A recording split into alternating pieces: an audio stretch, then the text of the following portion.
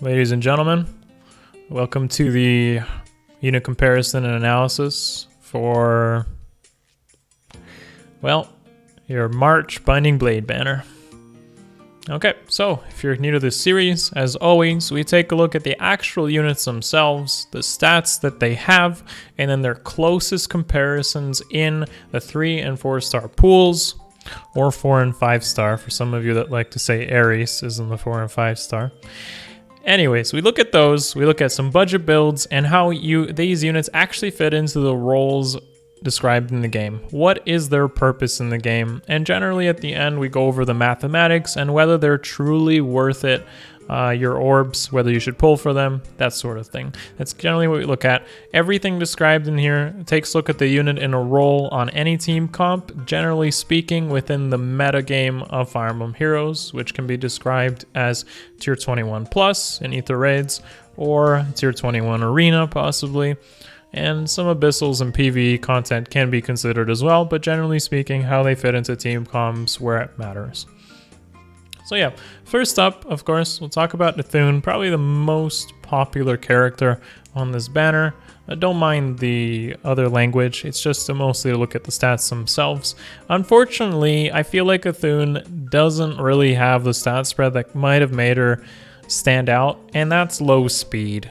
She kind of got like this low speed, high everything else treatment. I feel like if she got high speed, that would have made her quite unique as a red dragon and probably sounded a lot more.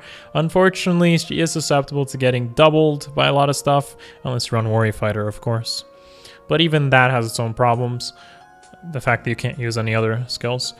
She has, just as I described in my impressions video yesterday, tons of weaknesses. Specifically those that are armor slaying and dragon slaying, so she's still going to run into plenty of problems. Mobility is still an issue within armor units, and all you really got here is a bunch of stats on Foon. That's pretty much what's going for her. Her weapon is unique, but nothing that's going to push her over the edge, because a bunch of stats still doesn't win you games when armor slaying weapons and dragon slaying weapons are very common in the game. Like, you can have 200 BST, 300 BST, but you're still going to die to things that are your weakness. And trust me, when you fight an AR, if you want to use an AR where you have to have these carry units, running into that sort of stuff will completely shut her down. Absolutely. And Foon is no exception to this rule. Will have that problem. Therefore, if you're going to use her, the best case scenario is to plus 10 her, which being on a red on a 4-person banner, not recommended unless you have thousands of orbs, and to be a score support bot in Arena. That is kind of her role, as most other armors have been so far. Unfortunately, Surtur kind of does that support role better, having not only Surtur's Menace but Sinmara, and being green on a previous 2-person banner. He's just kind of he's the choice to have when it came to that score bot when you have it. Anyways, let's go into some of the comparisons. As you've noticed, first of all, we have Big Daddy Garen on the side there. Now, he's not an armor because there aren't any red armor dragons that are available for free. I feel like Garen probably should have been, and he actually would have been really good too, because he's using Breath of Blight. Breath of Blight makes Garen completely unique because he's a red dragon with no weakness. He's a res hitting melee unit that has no weakness, which is absolutely unique to him, and therefore is kind of not appreciated as much as he could be. He has an adult Tiki stat spread with res, and his weapon is kind of good for wanting to super tank or just not have a weakness that a lot of these other units have. Of course, his problem is getting doubled, and the fact that he hits res. Hitting res is not so great when you consider skills like Mystic Boost, and a lot of AR units generally have high res anyways. Even with his adaptive damage, it's not always the case that this takes into effect. Something like Air with sturdy impact is absolutely going to destroy Garen, and it's not like Foon here has any much of an advantage when it comes to that either, unfortunately. So yeah, if you're going to use like Foon or Garen, what you're going to do is probably one-ofs, like shown here. Use them in Arena Assault, and have them counter specific units that way. That's why I use guard and quick riposte, one-ofs like that. But the potential of someone like Garen merged up is still there, and if the meta changes in a way that hitting res is particularly good, distant counter also being a good A slot, Null C can be used on him as well, and you can of course use something like Lightning Breath, which is your budget distant counter option, with Heavy Blade being your bold fighter, vengeful fighter budget options. Of course, Heavy Blade on 47 attack or 52 including the bond can be patched up if you consider buffs like Male Corrin being near him, absolutely immersive for instance, or attack tactics buffs, hone attack 4, whatever you may have, definitely will make that far more consistent. His speed is low enough to pretty much get doubled by anything, making his bonfires fairly consistent hits. And yeah, with his bulk being as high as it is, there's not that many stuff that's going to kill him, except blue units.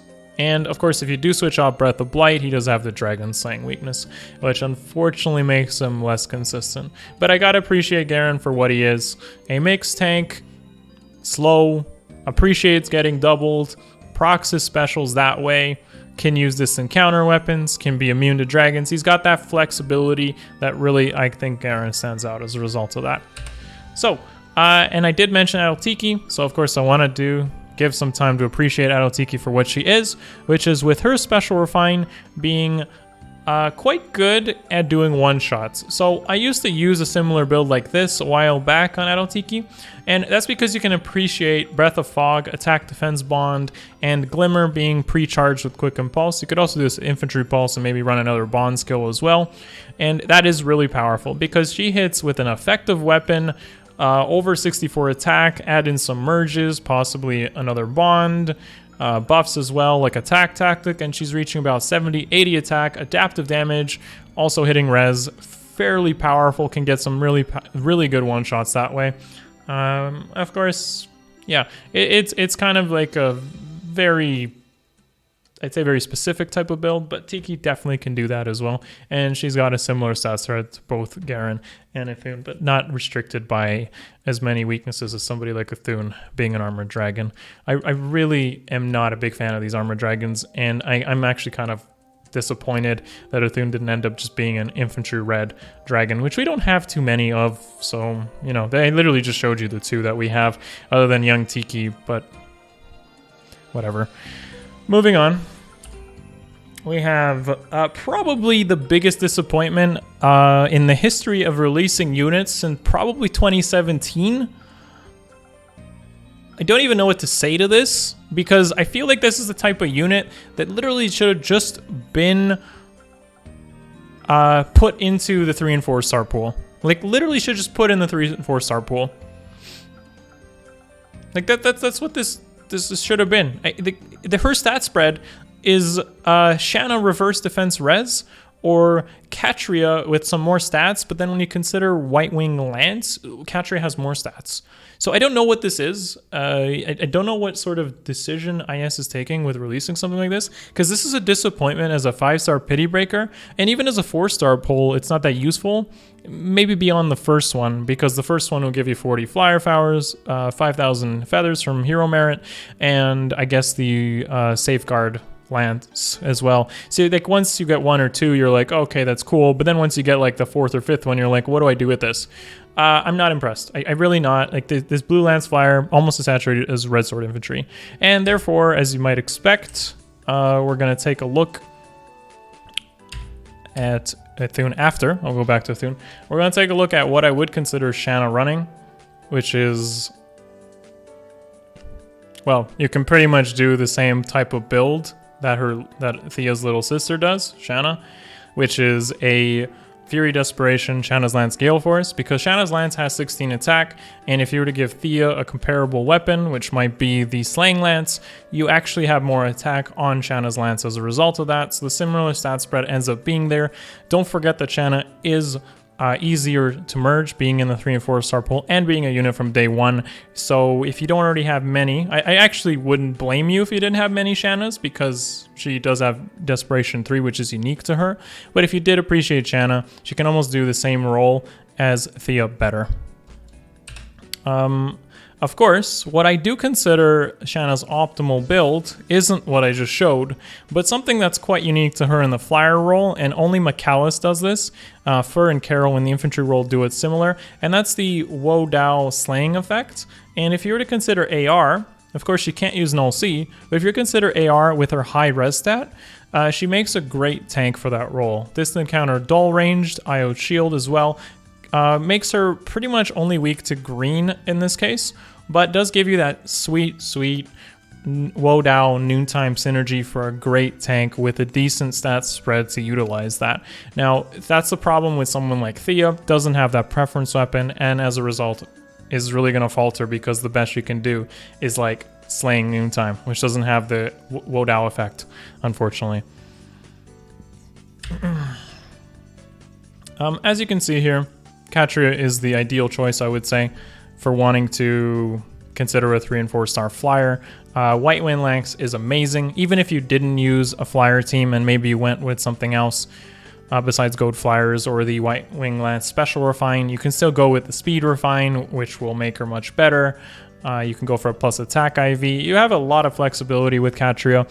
And the thing about the White Wing Sisters is they're all amazing if you consider AR defense at the moment. Not only for PvE or Bissels or anything. Like pretty much all content they can be usable, considering B dual flying is also a thing right now. They're just amazing, and if you haven't already considered a White Wing Sister, you definitely should. They're all really good. Even Pala. Yes, even Pala is good in her own way. So yeah, I have to really push the agenda here. Blue Lance Flyers are so many. I could do comparisons with Cordelia, Shigure, even something like Florina, for instance. They're all good in their own ways, and therefore Thea is kind of a big disappointment, and I don't really see why you would really want Thea other than some very particular fodder, or if she's maybe your favorite from FE6. But even from that, I feel like most people prefer Shanna anyways, so I don't understand the decision making here. Yeah. I wanted to go back to Idunn because I did miss one particular build that I wanted to talk about, and that's going to be the fact that Idunn, if you did get one-ofs of her, and of course if you did actually get the plus attack minus speed IV, and that's the problem with 5-star exclusives, is you don't really want to change much to use her as a one-off, especially as an arena assault check. The build shown here would do just fine baiting out somebody like Surtur or Duma or whatever may give you problems. In fact, color disadvantage against somebody like Brave Hector would probably be fine, considering that her defense would reach 52 over here, and if she's debuffed would reach up to 56, which is crazy. So yeah, if you're gonna use Idunn and you do end up landing on her, just switching out her A slot for Fortress Defense to Attack Defense Bond will be ideal to do some crazy high amount of damage. That's pretty much where I'm going to leave it. Best case scenario for Idunn is definitely high investment, plus 10 distant counters and such. I don't really recommend using the 4 defense res, as really like the attack defense bond will get you just as much value there. Anyways, moving on. Next up is Rutger, given to us for free. Rutger is an interesting addition given to us for free. Now I say interesting because you don't want to pull him necessarily, or like use him. So you don't want to use him necessarily because he's anything unique, because he really isn't. He's not unique. He comes with Slaying Edge and he gives attack defense bond. So yeah, he has no preference weapon. The thing that's good about Rutger is he's the 170 BST, so he doesn't need something like our dual infantry. He's a GHB unit, so we'll end up getting like 3 of him pretty quickly, and then we'll get like the fourth one with a rerun, which makes him decently fast within 3 or 4 months to merge up if you wanted to get a 170 BST unit in your core. So Rutger has that unique trait about him for arena scoring. You have a 170 BSD unit like that. But the thing is, he doesn't really do anything different from all your other Red Sword infantries. In fact, if you don't already have like 10 Athenas, or plenty of them from pulling red, she pretty much has a very similar stat spread, being a couple points off of the speed and the attack, and her lower HP actually does her more favors than disadvantages when you consider stuff like Fury, Wings of Mercies, and desperation builds and such. Like the extra HP doesn't really do much for Rutger, and that's pretty much the difference it comes down to. In fact, it's so similar, they can literally fodder, attack defense bond 1, 2, 3, and the slaying edge plus to Athena, merge her up, and she will likely outperform Rutger in some scenarios that are dependent on HP thresholds, such as Vantage or Desperation. It's kind of disappointing for fans of Rutger, honestly, and he's not really doing much, being more than just a score bot. And finally, the real comparison when it comes to uniqueness is the other edgelord, which is Navarre. So Navarre is an amazing unit. I think most people really underappreciate the refine he got. Scarlet Sword is crazy good. A unit that can consistently Gale Force like this is really good. So not only does he get a 2-charge Gale Force on turn 1, he then has a 4-charge continuous Gale Force beyond that, which means he can Gale Force off of 1 hit, even if he one-shots, which by the way can happen against squishy units. Consider like Julia or Deirdre being on an AR defense team. He gets that Gale Force, and then he also can set up following turns with Gale Force pretty easily because he's at a 4-charge Gale Force, has a good speed with Flashing Blade. Honestly, really good unit, and if you're going to consider, using one of these guys, you really should just use Navarre. It really does come down to that. Navarre is also a Grand Hero Battle unit, so he may get reruns just as commonly as Rutger. Rutger will get a bonus unit run as his release happens, but of course, Navarre may get a rerun in the future, both in AR and Arena, so his investment does have some long-term value there. Fury Desperation, of course, just synergizes really well. So yeah, I gotta appreciate Navarre for also having a very similar stat spread, but also being far more consistent in a build that actually matters. That's pretty much my take on Rutger. I do actually like him, but there's nothing unique about him here. At least he comes to attack defense bond. So next up on our look at is going to be Lugh.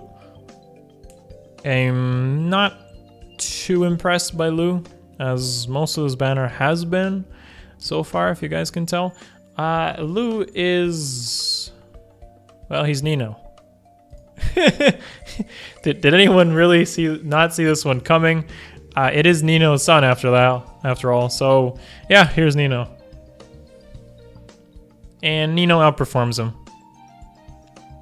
Simple as that, really. You got Flashing Blade, which can be combined with Glimmer, your standard Fury Desperation. All Lugh has going for him is slightly more HP and slightly more res. In fact, the lower HP on Nino might actually help her with Fury thresholds. So really, if you're gonna have Lugh, you probably should consider foddering him off for that rally up res that he has, or maybe the attack feint. Both really good skills.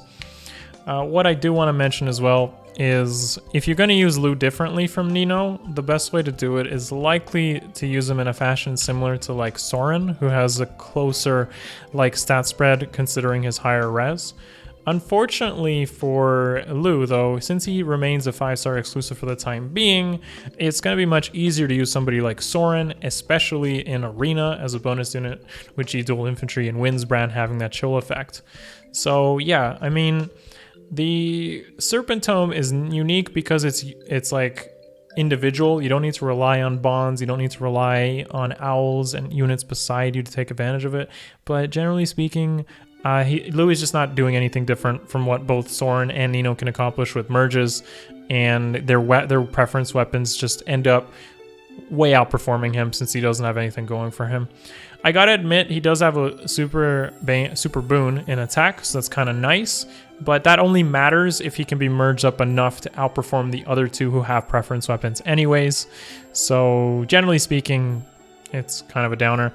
I'm really hoping for some sort of change when it comes to these releases, especially on these new heroes, that maybe we get like Lugh and Thea demoted. Thea just smells like an instant demote, but Lugh, for instance, would be a good, healthy change to the game to not only get a disappointing unit like Thea in the pool, but having somebody like Lugh drop in attack feint or rally up res would just be a healthy addition to the game, especially since Lugh, again, feels like a unit that would pity break you, but you're like, I don't really need much except the rally up and the attack feint. The attack feint seems like a good skill to use maybe on AR defense, or maybe on Arena because of the rally skills, but you don't really use it outside of that.